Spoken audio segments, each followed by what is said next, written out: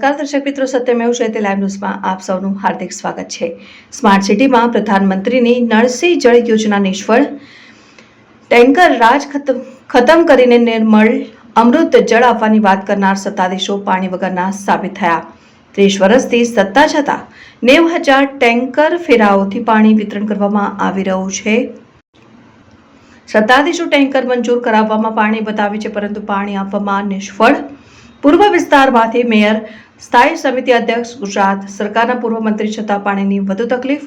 200 કરોડની સકાળા સિસ્ટમ નાખ્યા બાદ પાણી માટે મુશ્કેલી।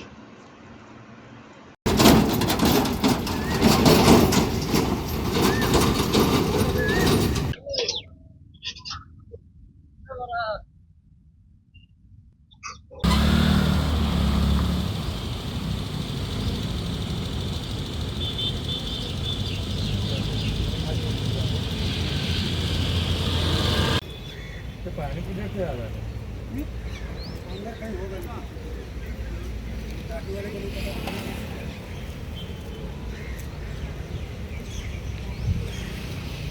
જે 200 કરોડના દાવા કરતી નિર્મળ જળ અમૃત ઘરે ઘરે પહોંચાડવાની દાવા કરતી ભાજપ સરકાર અને અહીંના સત્તાધીશોએ જ્યારે ટેન્કરમાં એનો નંબર પ્લેટ પણ નથી, ટેન્કરના ડ્રાઈવરો પાસે લાઇસન્સની પણ અભાવ છે।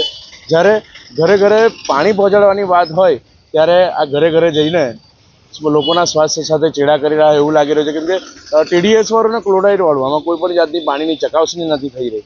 શાહજીપુરા પાણીની ટાંકીમાંથી ટેન્કરમાં પાણી ભરવા માટે કોઈ માણસની પણ વ્યવસ્થા નથી, જેથી કરીને અહીંયા પાણીનો પણ વેડફાટ થઈ રહ્યો છે।